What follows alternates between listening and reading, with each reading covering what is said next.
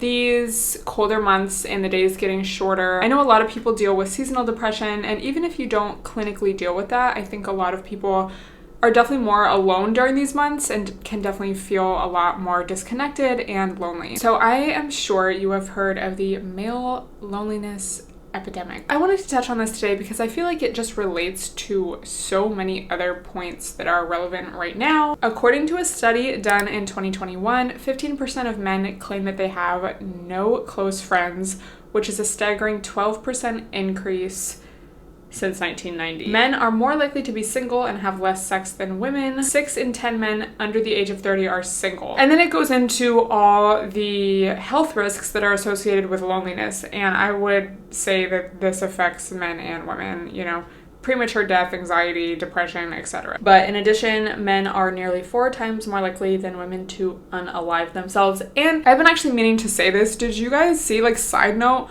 when it comes to using terms that are not actually the term, correct me if I'm wrong, but that started because websites and apps, etc., will filter out when you say that. It was at a Seattle museum. It literally said Kurt Cobain unalived himself. Like, it said that word for word. This didn't start as a trigger warning. It started so that you could say things without being like shadow banned or having your video taken down for sensitive content, you know? And it really just gets me thinking that, like, sometimes when people are too woke and trying to be too overly sensitive, you're kind of just doing the exact thing that you're trying initially not to do, perpetuating a world that is uncomfortable in talking about serious issues and sterilizing things that need to be talked about. Like, you should be uncomfortable when you talk about certain things because that's the nature of the topic. So yeah, that's really frustrating to me. The goal of educating yourself about different subjects, whatever they may pertain to, whether it's mental health or race or whatever part of history, you know, whatever the case may be, it's not about feeling comfortable all the time. Like,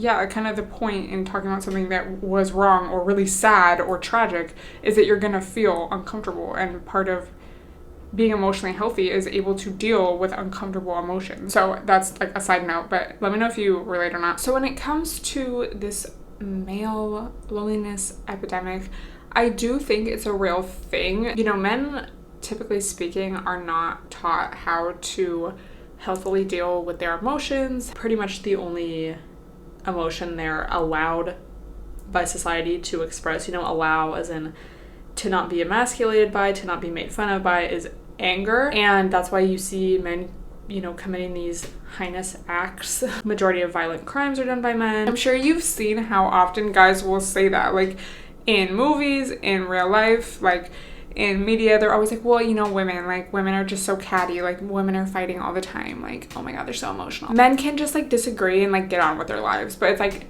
no, not until someone owes you money, or again, like you think they're flirting with your girl or like something, and then you want to like get violent with them. A lot of the times they'll think they have friends, but it's really just like guys that they'll do different activities with, like play sports with, or like play video games with, or maybe they work together or whatever, but it never really gets like deep. And I know sometimes guys will be there for each other emotionally, but it just seems like for majority, they're not like talking about their feelings, you know? So when it comes to maybe big life events or changes, or something really sad happens, or you're going through hard times, I think for a lot of guys, because they don't have that level of intimacy with their other male friends, they're unable to feel supported by their friends in that way. And so that's when they end up feeling lonely, because when everything's good and you're just chilling and you're playing ball with your friends, like, yeah, of course, like, I'm not emotional, like, yeah, these are my boys. In order to have a really deep friendship with someone, or relationship with someone, or connection with someone, you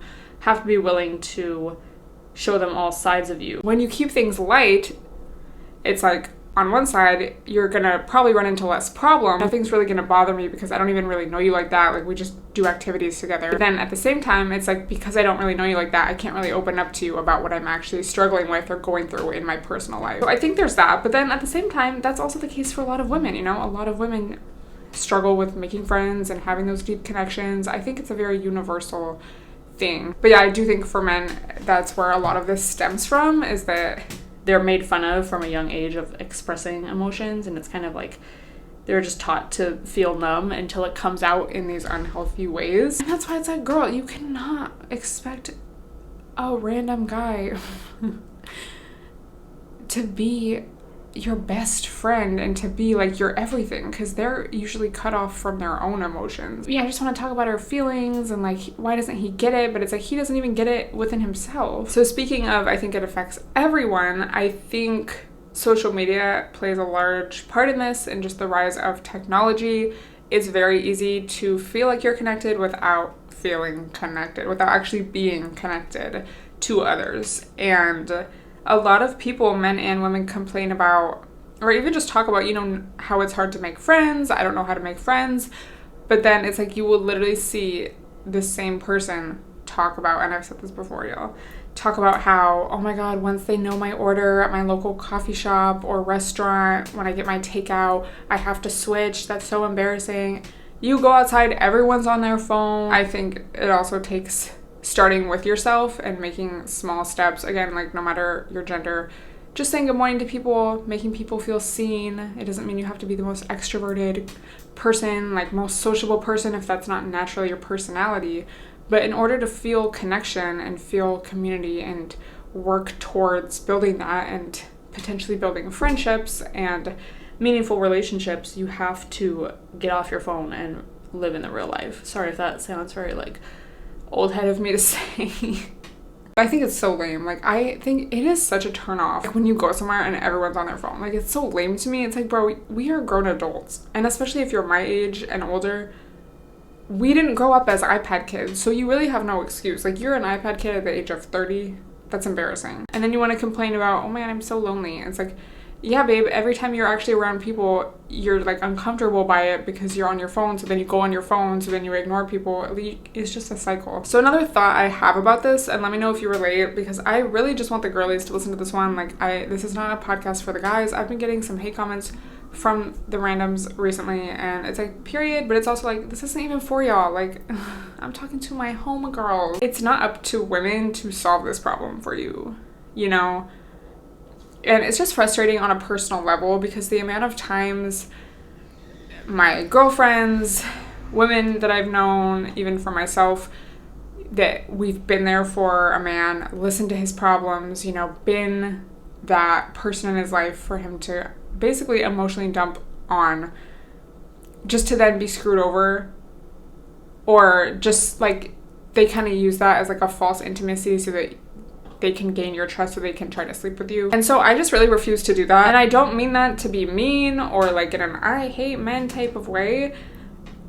I mean, when you hear these stories, like that French story, I don't think I can even talk about it on here because it's so horrible. When you hear about people like Diddy, when you hear about, what was it, like a gymnast husband and the blender, then yeah, it kind of does make me feel like, okay, why the F should I care about any of this? Like, but extreme examples aside, I think it does just come down to having healthy boundaries within yourself as a woman and not overextending yourself, because I think a lot of women do feel naturally empathetic and giving. You can't let people take advantage of that. And even if someone is not necessarily consciously taking advantage of that, it's kind of like a vibe. Like, if someone is taking and taking and taking, I don't want to say you're letting them, but it's like that's kind of how the energy is. But if your energy is like sealed off, people can't take and take and take from you. So it's really about going back. Like, if you have had examples in the past where you felt like a guy was using you for your emotional labor, to be his free therapist, whatever, and not really doing that in return for you, you have to think back to the first kind of, moments and interactions you had with that person. At what point did they kind of almost realize like, oh, I could use this person to talk at and they'll listen? Because that's genuinely a waste of time. It's a waste of your emotional energy. I just get so annoyed when I see these women like, oh, I'm just a healer, and y'all know I've talked about that before on this podcast, but babe, you're not naturally a healer if it's just like you keep attracting guys specifically that are using you. Like, you just have poor boundaries. People are using you as a doormat. You don't have self-respect and those boundaries and a high sense of self-worth, and people can feel that, and that's why they're walking all over you. You have to be strict, babes. A lot of women will have this kind of affection or love towards a man or even a crush where they kind of, it's like the same love that a woman would have for their child. Remind yourself that that's not your child. That's a grown man. he might even be older than you.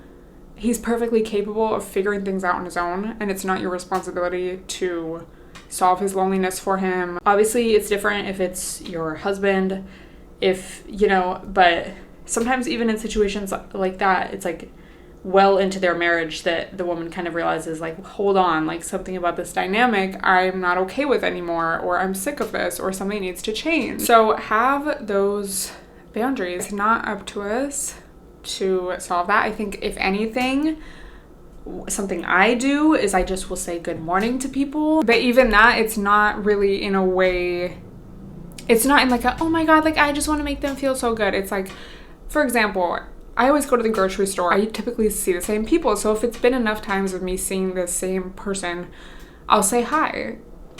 Like, oh, good morning. There's just this energy that comes with that that's like, on one hand, it's like, I see you, I'm recognizing you, I'm acknowledging you, I'm making you feel seen as a person. You could be a random old man working at a grocery store, period.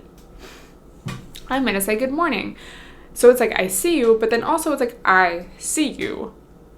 The other day, it wasn't even like anything crazy, but I walked to get some coffee early in the morning. It was like early. There was not that many people out. And there was this old man on the porch, and he was just really staring at me when I walked past.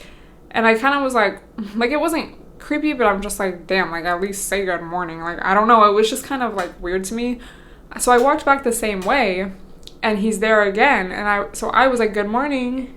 And it's kind of just like in a I see you type of way.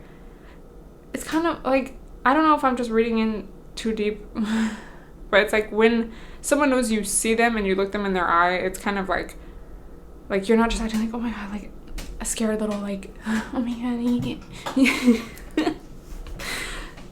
Like, it's like, I see you. I'm not trying to engage with you, but I see you, and I'm going to acknowledge you, and, that's all you can do, babes. If I see a tweet about the male loneliness epidemic, it's like, damn, that's crazy. Well, y'all better get your tips and tricks, like, do something about this, because I thought y'all were supposed to be the leaders and logical. Like, why can't you solve this problem?